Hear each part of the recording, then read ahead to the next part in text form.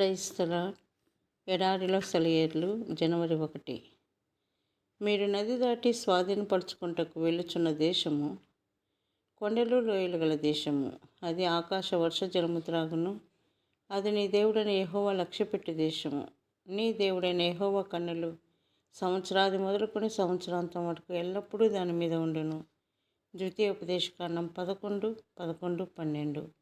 ప్రియమైన స్నేహితులారా, రాబోయే కాలంలో జరగబోయే దాని గురించి ఆలోచిస్తే అంతా అగమ్య గోచరం. క్రొత్త సంవత్సరం మన ఎదుట ఉంది. దాన్ని స్వాధీనపరుచుకునేందుకు మనం బయలుదేరుతున్నాము.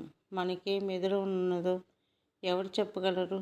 మనకి కలగబోయే క్రొత్త అనుభవాలు, జరగనున్న మార్పులు, క్రొత్తగా తలెత్తనున్న అవసరాలు ఎవరు ఊహించగలరు? కానీ మన పరలోకపు తండ్రి ఇక్కడ మనకు ఒక ఉత్సాహభరితమైన ఆనంద సందేశాన్ని అందిస్తున్నాడు. అది నీ దేవుడైన యెహోవా లక్ష్యపెట్టు దేశము.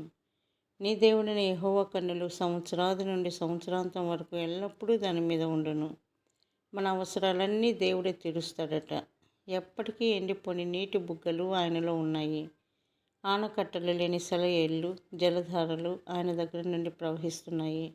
ముందేం జరుగుతుందో అని ఆందోళన చెందుతున్నారా?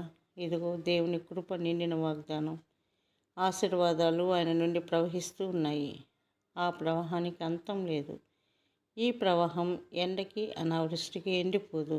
ఈ ప్రవాహం దేవుని పట్టణాన్ని సస్యశ్యామలం చేస్తుంది. మనం అడుగు పెట్టబోతున్న దేశం కొండలు లోయలు ఉన్న దేశం. అంత చదునుగాను ఉండదు, అంత పల్లంగాను ఉండదు. జీవితం చదునుగా ఎత్తుపల్లాలు లేకుండా ఉంటే అది నిస్సారం అవుతుంది. కొండలు లోయలు ఉండాలి. కొండలు వర్షధారలను పోగు చేసి లోయల్లోకి ప్రవహింపచేస్తాయి. మన జీవితాల్లోనూ ఇంతే. కొండలు ఎదురైనప్పుడే మనం కృపా సింహాసనం ఎదుట మోకాళ్ళుని ఆశీర్వాద వర్షధారాలను పొందుతాము. కష్టాల పర్వతాలను చూసి దిగులు పడతాము, సణుక్కుంటాము. కానీ ఈ పర్వతాలే మనపై వర్షాలు కురవడానికి కారణం.